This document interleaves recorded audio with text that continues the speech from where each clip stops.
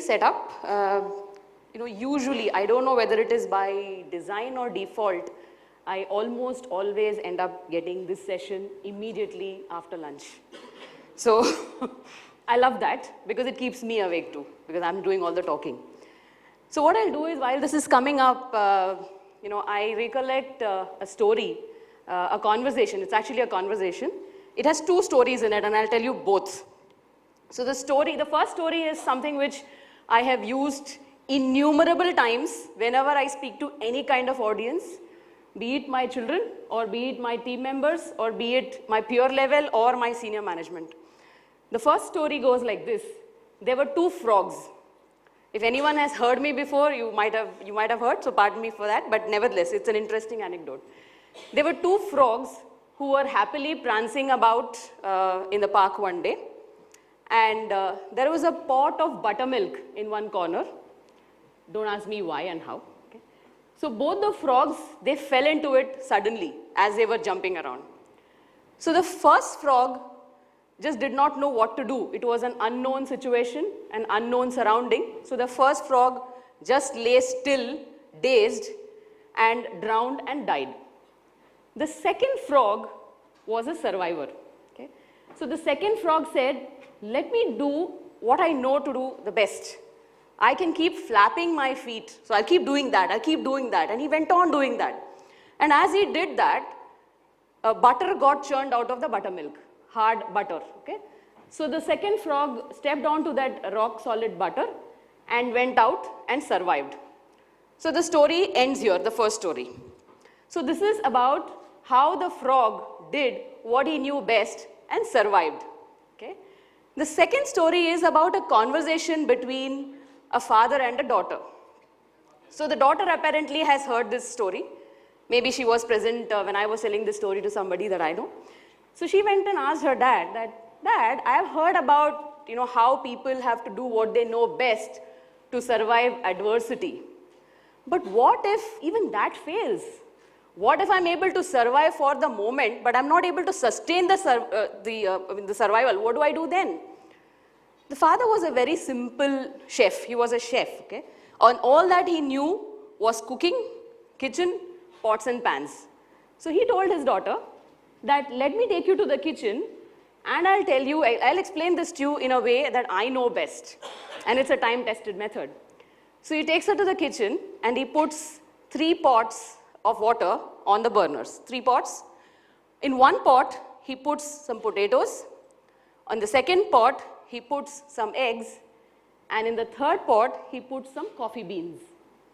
And after a while, he tells his daughter, my little girl, just go and take a look at what's happened to those pots. So she comes back saying, the pot in which you put the potatoes, it was yuck. The potatoes had become really soft and gooey. The second pot in which you put the eggs had turned really hard. But in the third pot, when I opened the third pot, the surroundings were completely different. The color had changed, and there was a very strong aroma which made me smile. So the father says, so this is what I would call innovation, right? So it's not enough now in this competitive world for you to do what you're doing best and survive. You need to go a little beyond that, look out for the coffee beans in you, and try and do something so that the people around you will choose you and not your competitors. So that's what is called innovation. So with that, setting the context, let me move on to the topic. This is creating a culture of innovation. Does this advance?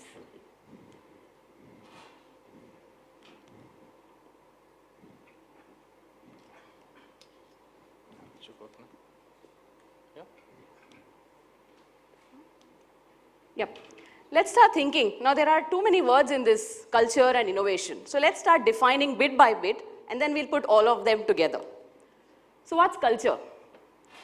Culture is all about people, their experiences, their beliefs, their expressions, and their behavior. Okay? So it's a culmination of how people express themselves collectively and individually. So for simplicity, I've picked out three keywords for defining culture. What's innovation? Innovation is all about novel. That's the root word. It comes from being novel. Boundaryless. The moment you start restricting yourself to certain framework or certain boundaries and barricades, innovation can get killed. So it's all about being boundaryless, and it's about bringing ideas to the forefront. So let's take these three words, novel, boundaryless, and idea. So if we were to define what we are going to talk about in the next 20 odd minutes, it's about the culture of innovation. So if I have to put all these words together and create a statement to define the topic, it's nothing but getting people to believe and behave that thinking is boundaryless, thereby generating novel ideas. So first of all, what an organization has to do to become innovative is to be like the father of the girl in my story. First, get your people to believe and behave that ideas are boundaryless, that is, thinking is boundaryless, and that's how ideas, new ideas are born. So that's the first thing probably that has to happen when a culture of innovation has to be there. Okay, what's happening here? Innovation is trying to enter into an organization. So, we have a new workforce in the new workplace. There are some great ideas that are coming in, and the person is very excited and wants to come up and implement those ideas. Typically, what's the reaction in a very typical organization? Right now I work for an engineering company. It's in the oil and gas space, a very traditional and a conservative industry. So what happens when you come with innovative ideas? Standardization. We believe in standardization. So these are the standards, don't deviate from them. That's what has made us profits all these years, and we will live by that. Rationalization. What is a rational? You're coming up with new ideas, you say it will work, where's the guarantee? Simplification. No, we don't want to make it complex. We don't believe in bringing technology into this space. Let's keep it simple. Our business is to excavate oil, drill oil wells, that's it. So when innovation is trying to make its way into an organization, it's crying out loud that I am here to try and make your processes better. Use me, and your processes will be better standardized. You'll be able to find more rationalization, and it could probably even be more simplified. So what happens to us is the first reaction to anything that's innovative is that of resistance. So as we stay with this thought, moving on. Now when it comes to creating a culture of innovation, what is it that's required to do? Normally people would say that any such initiative, any such novel idea has to be driven from the top. So the moment you say driving from the top, all we think of is a typical organization chart, right? The organization chart would have a leader from whom the initiative will come. It will get cascaded down through multiple levels, and then there will be people on the floor who are the doers. Are we going to see innovation like that? Maybe, maybe not. But is an organization chart or an organizational hierarchy, is it really required for innovation? My answer is no. Then what is it that's required for innovation to happen? What is it that's required for creating a culture of innovation? It is an organization chart like this one, where there is no hierarchy. Okay? It's more a teamwork, because an organization that has a culture of innovation will have the organization which is made up of creative geniuses, innovation champions, and innovation leaders. Okay? There is no rule as to how this organization chart should look. Who should be at the top and who should be at the bottom? Absolutely no such rule.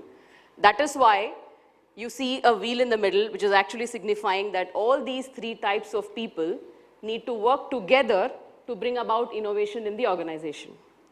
Now let's take a look at what each of these people do. the creative geniuses are the people who seek insights, come up with new thoughts, develop ideas, make proposals of those ideas, create those prototypes, do the testing, and all of that. Now, who in our typical organization are the creative geniuses? It could be me, it could be you, it could be the managers, it could be the workmen on the floor, it could even be external people, it could be the customers, right? So a lot of organizations where customer feedback is sought in a very serious manner and ideas are developed around it to come up with better ideas, those are companies where innovation happens because the customers also play the role of being the creative geniuses.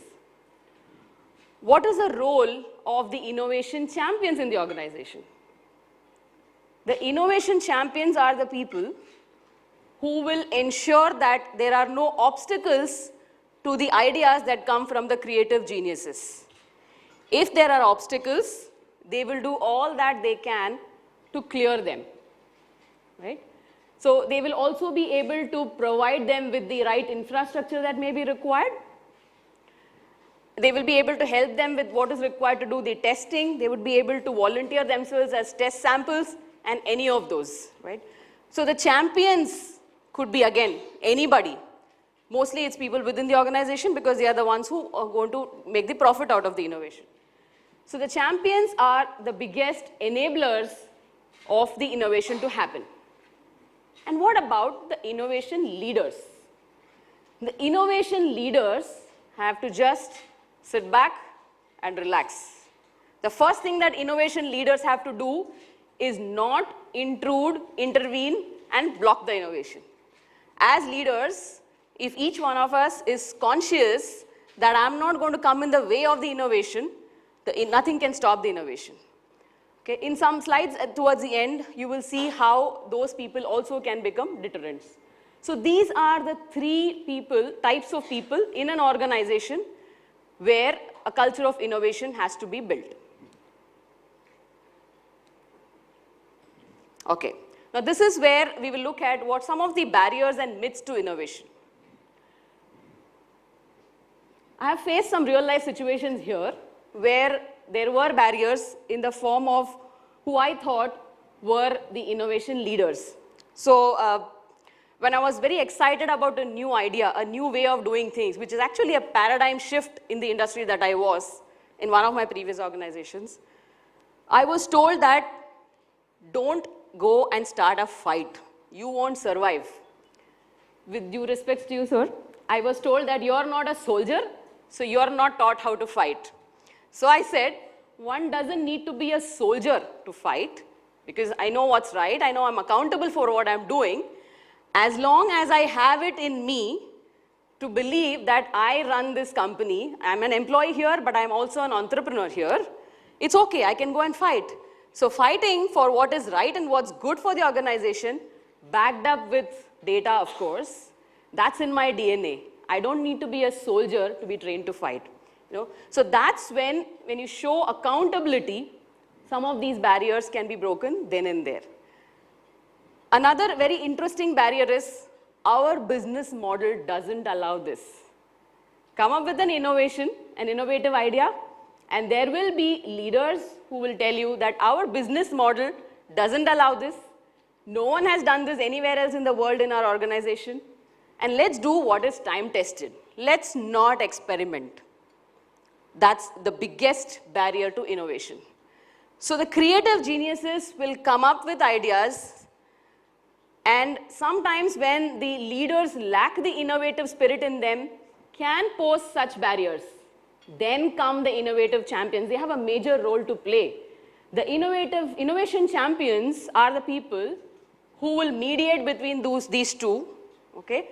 They will keep the leaders who lack innovation at bay and give the freedom to the geniuses to carry out, create a prototype, and demonstrate that it is valuable to the organization. So the innovation champions have a key role to play. There are other barriers and myths as well where a lot of organizations can have a very short-term focus. They may not be even looking at 2 years down the line.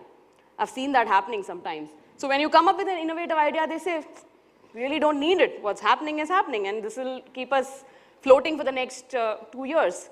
This is like the frog in the story, the second frog. I know I'm best at what I'm doing. Let me do it even better, but I'll just do what I'm doing. So I'll survive. So the question is, the champions here will probably ask that, do you want to just survive, or do you want to stay ahead of competition? Do you want to have that cutting edge in your business? That's the role that the champions have to play to create the culture. And of course, there's also this feeling that innovation is possible only in products. We are a service industry. What kind of innovation do you think we can do? Right? But if the Olas and the Ubers and the others who came up with servicing people, if they didn't think of innovation, all these startups wouldn't have grown. So it's not only about products. So these are other myths. And of course, the very famous resource and budget constraints.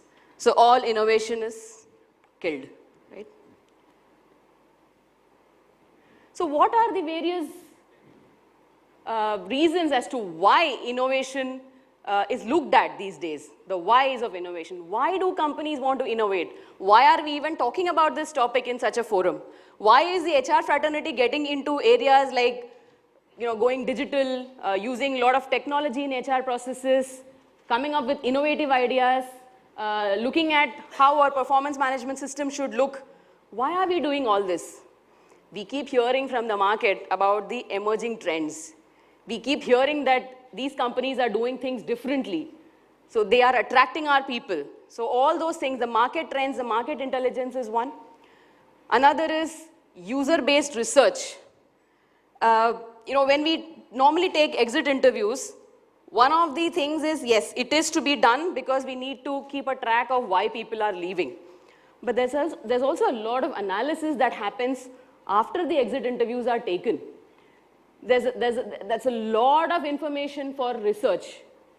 And trends are drawn as to why people are leaving the organization. What is it that would have held them back? If we give a little more focus on why people are leaving and what would have held them back, and we bring that focus back to the table with some innovative ideas, that's probably one reason why innovation is now, we are talking about innovation. We're talking about user-based research. Futuristic thinking. A lot of us want to look at where we are 5 years down the line, 10 years down the line, 2050, and so on. There are organizations which talk about 2050. So future thinking. If you keep flapping your legs like the frog in the story, you will keep surviving the buttermilk episode. But what if it's not buttermilk? What if you fall into hot water? You have to learn to innovate. Just flapping your feet in hot water is probably not going to help. So adversities can change, market scenarios can change, situations can change. So if you're looking at long term, if you're looking at future trends, then you need to think about innovation. And last but not the least, one cannot escape technological advances. If we try to avoid using technology, to some extent we can, but I've also heard people in the same breath saying that technology is bad, we should only do our work. In the same breath, they will say that, why don't we go and use an automation for this? So one cannot escape the evolution of the industry, of the business. So if you refrain from evolving, that's it. Like Jack Welch said, the rate of change on the outside, if it is greater than the rate of change on the inside, then your end is in sight. So the similar thing was also said by Charles Darwin. So for evolution, one cannot escape, and therefore we're talking about innovation. And there are other aspects, other reasons as like system failure. Okay? If systems don't work, you need to do something better.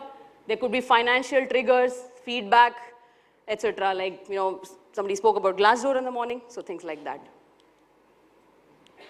How does innovation happen? There are plenty of tools. Innovation itself has no barriers. But let's name a few. Open innovation.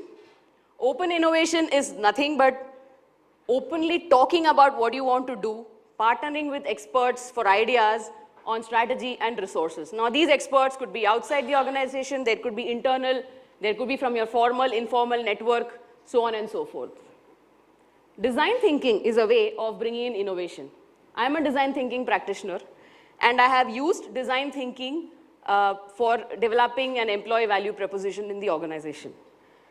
Now, how design thinking helps is the basic aspect on which design thinking is built is on empathizing. That's the key step in design thinking.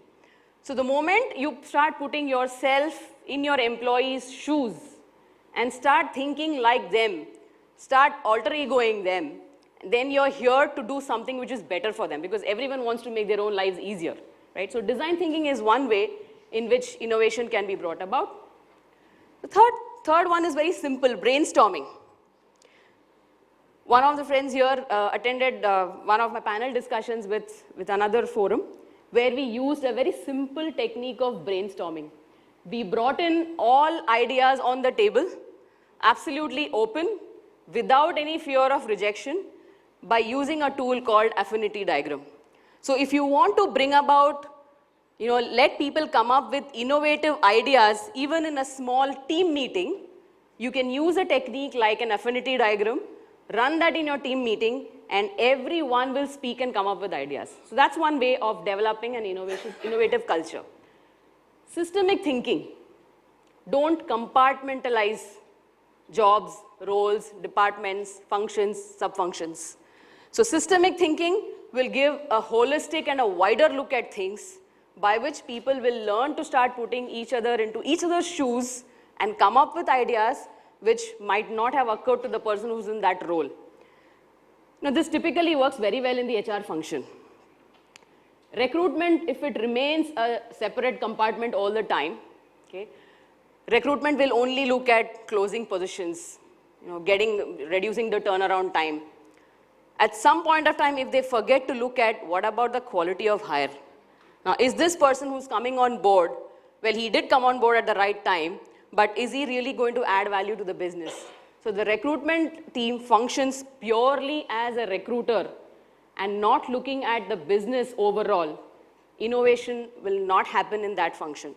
So if we start breaking down these barriers and start taking holistic views, a culture of innovation can be brought about. Future thinking. Don't set KPIs only for a year. Don't set your targets only for a year. Think beyond, much beyond. In fact, one of the things that I do is I ask my team members, every one of them, to tell me what is likely to be their exit date from the organization. It's reality. Nobody is going to be there forever. But I want everyone to plan that with a view of developing a successor and making oneself redundant.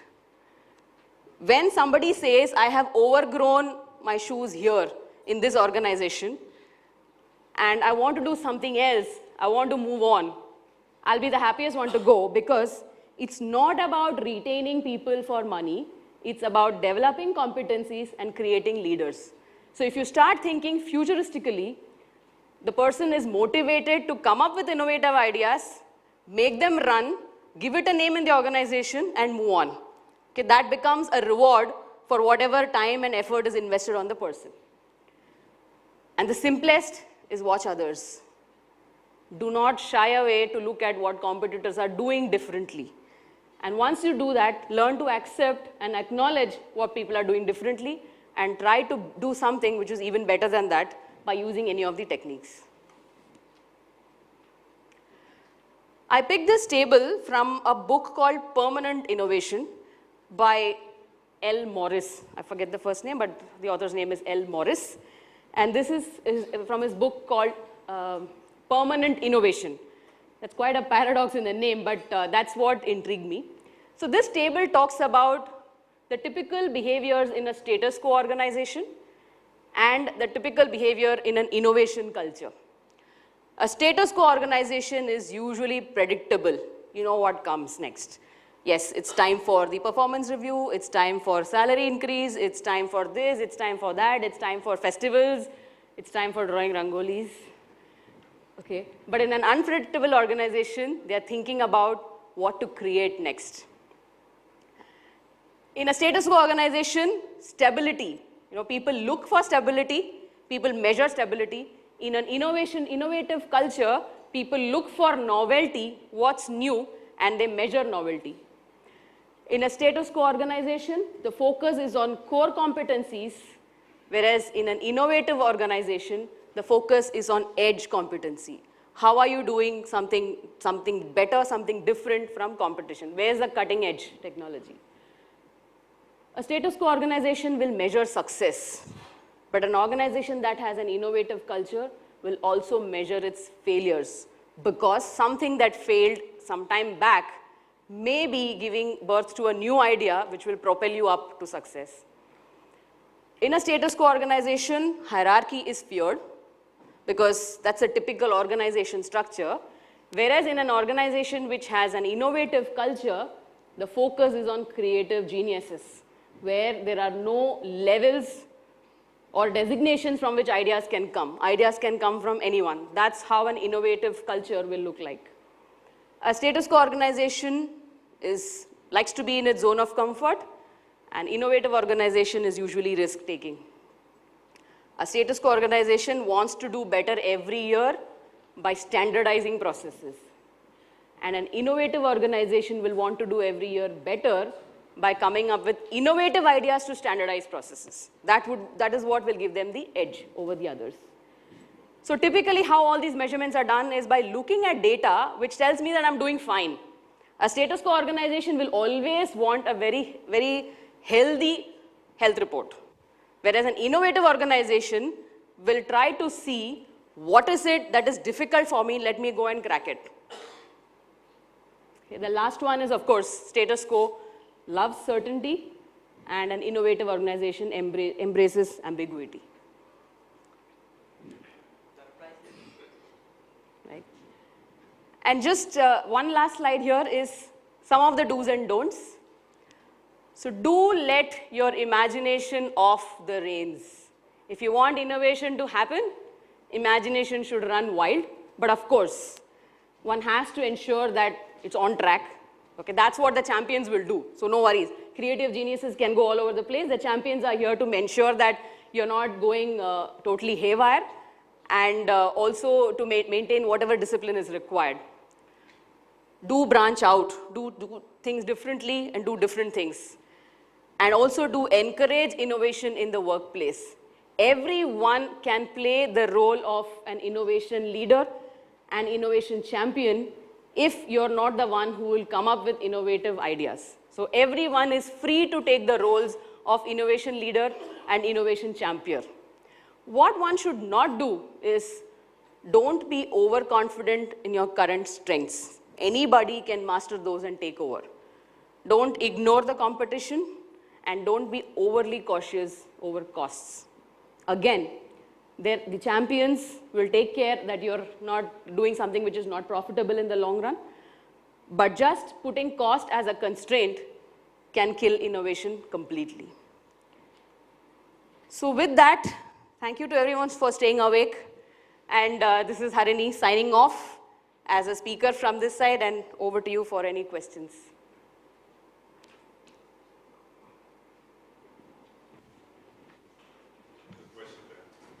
Yes.